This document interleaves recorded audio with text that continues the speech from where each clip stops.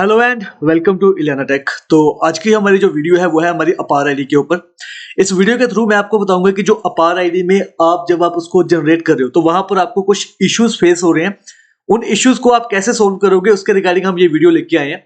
इससे पहले हमने ऑलरेडी एक वीडियो क्रिएट की हुई है कि आपने जो अपार आईडी है उसको कैसे जनरेट करना है। इसमें मैंने थोरली आपको बताया था कि आप स्टेप बाय स्टेप कैसे अपार आईडी को क्रिएट कर सकते हो। तो आप हमारी ये वीडियो अपार आईडी इलियाना टेक के ऊपर सर्च करके यूट्यूब पर वो आप देख सकते हो।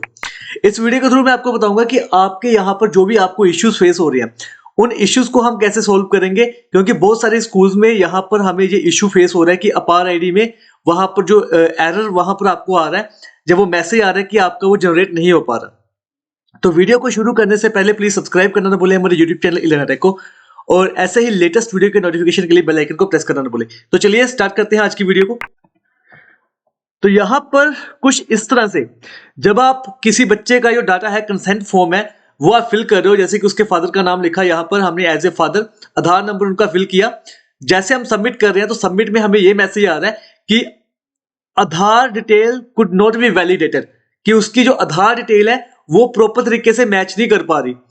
अब यहां पर आपने बेसिकली चेक क्या करना है, एक तो बच्चे का आधार नंबर चेक कर लो, क्या बच्चे का जो आपने आधार नंबर वहां पर फिल किया है क्या उसके जो सारे करैक्टर हैं वो बिल्कुल सही फिल किए कि नहीं किए हैं। सेकेंडली बच्चे का नाम चेक कर लो। मैक्सिमम केसेस में आपके नेम का इशू है, वो मैं बताता हूं कैसे। या फिर बच्चे का जो जेंडर है वो वहां पर स्कूल में फॉर एग्जांपल मेल है वहां पर आधार कार्ड में, बट स्कूल वालों से गलती से फीमेल वहां पर फिल हो गया हुआ है, तो उस केस में भी आपका डाटा मैच नहीं कर पा रहा। एंड लास्ट ऑप्शन है बच्चे की डेट ऑफ बर्थ।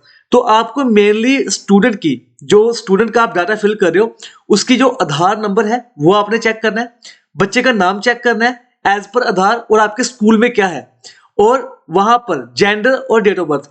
ये जो रिकॉर्ड आप स्कूल के साथ चेक कर रहे हो ना वो आपने वो चेक करना है जो आपने यूडाइस में फिल किया हुआ है। फॉर एग्जाम्पल जैसे इस बच्चे का जो वैलिडेशन है वो फेल्ड आ रही है, तो उस केस में इशू क्या है, जैसे कि यहां पर हमने ये कंसेंट फॉर्म जो फिल किया था जिसका जो एरर आया था वो बच्चा था अमरजीत, उस बच्चे का नाम है AMARJIT, बट उसका आधार कार्ड हमने जब चेक किया तो आधार कार्ड के ऊपर उसका नाम था AMARJWT। तो यहां पर आपका जो डाटा है वो मैच नहीं कर पा रहा। दैट मीन्स कि यहां पर आपका वो इशू है, उस इशू को आपने क्या करना है, रिजोल्व करना है।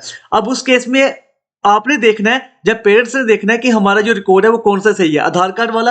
अगर आधार के ऊपर बिल्कुल रिकॉर्ड सही है तो आपको क्या करना पड़ेगा, यहां पर उस बच्चे का जो रिकॉर्ड है अमरजीत को आपको क्या करवाना पड़ेगा, ठीक करवाना पड़ेगा। जहां बच्चे का आधार नंबर आपको गलत है वो ठीक करवाना पड़ेगा, या बच्चे की डेट ऑफ बर्थ अगर आपने गलत फिल की हुई है यहां पर वो आपको फिल करवाना पड़ेगा।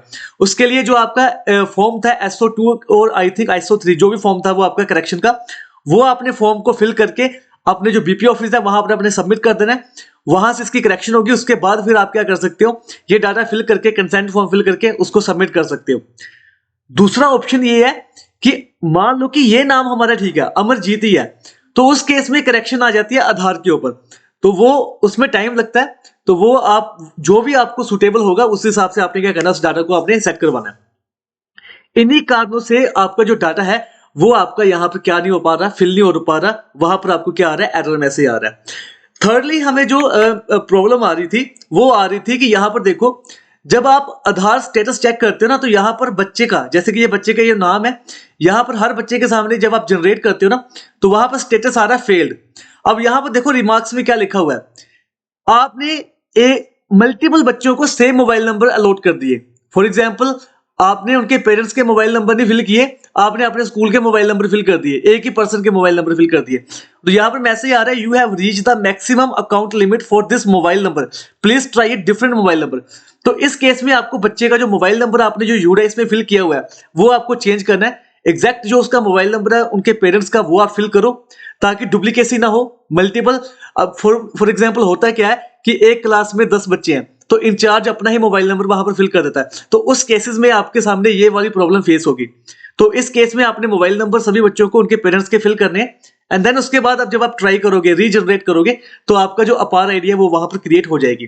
तो ये थी हमारी आज की वीडियो कि जो आपके इश्यूज आपको फेस हो रहे हैं तो वो आपने कैसे सोल्व करने हैं। तो अगर आपको हमारी आज की वीडियो पसंद आई तो प्लीज सब्सक्राइब करना ना भूलें हमारे यूट्यूब चैनल इलियाना टेक को, और ऐसे ही लेटेस्ट वीडियो के नोटिफिकेशन के लिए बेल आइकन को प्रेस करना ना भूलें। थैंक यू सो मच, जय हिंद।